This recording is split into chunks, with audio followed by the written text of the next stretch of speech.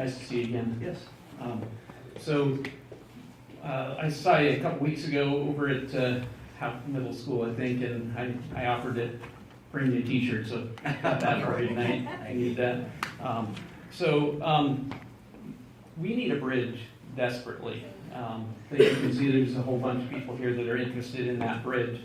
It's a huge issue for this district, and we've worked for about 12 years on this project, spent about $8 million just to get to this point.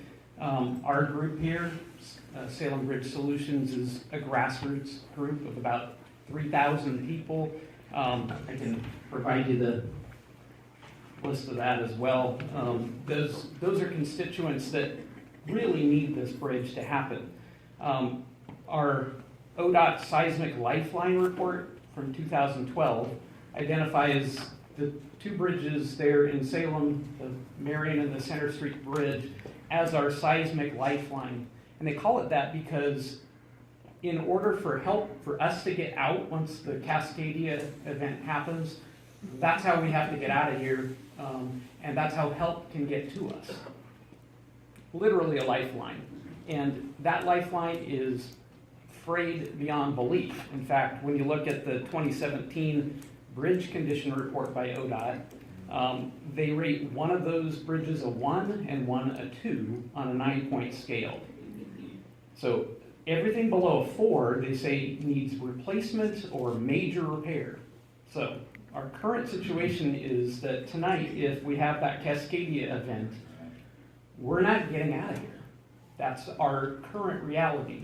Okay, so we're needing this. There's 100,000 people over here, and for us to get out, we're just not going to. So it's literally a matter of life and death. It also affects our livelihoods. You're a farmer, or you've been a farmer. Products have to get to market, and that is how the products are getting to market, and it's really not a good situation. So, there's a lot of people out here who make their livelihoods, growing products, and they need to be able to get to the I-5 corridor. Well, it's a disaster right now. The bridge is widely supported.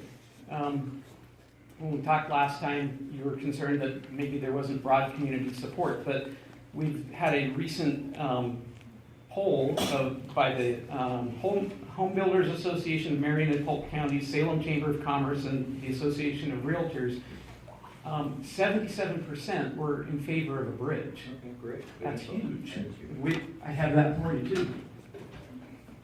And that was across the board. That was Republicans, Democrats, Independents.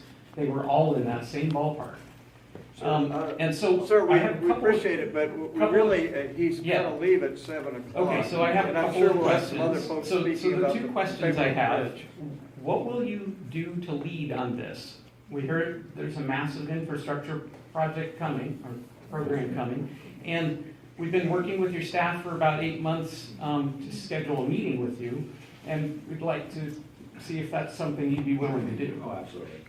Meeting's not a problem other than just putting it into the schedule here in the next month or two. But I think we can definitely get that done.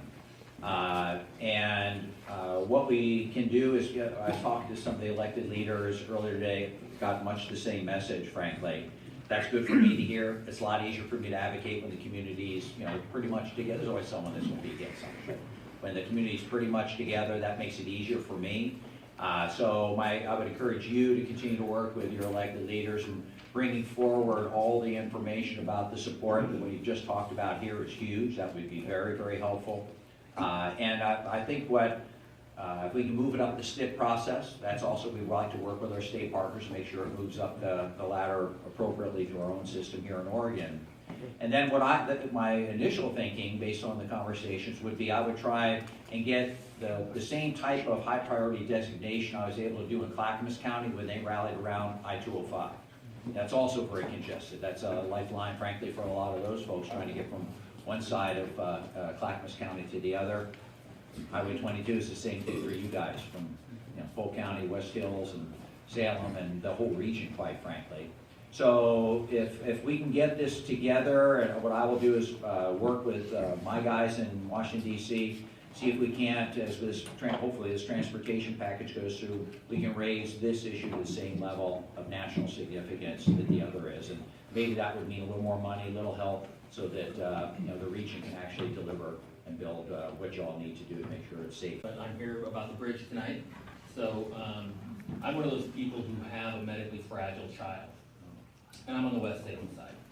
And we've been over that bridge many times in an ambulance very quickly. Luckily, it's never been during rush hour, before and after work, or at noon, or when there's an accident, or when there's a jumper, or when there's road work. And it's been a miracle that it hasn't happened yet. But it will happen, and that'll be a sad day for a lot of people who are in the same boat as I am. It's a nightmare getting across that bridge. A lot of, I've heard people say, well, it's not our problem, we don't live in West Salem. It's Salem's problem. People in West Salem are trapped in West Salem, they don't want to go across the bridge, spend their money in downtown Salem, because they can't get back during certain times, and they can't get over there during certain times. So there's a lot of problems. A problem with like we talked about, with the water coming across the bridge.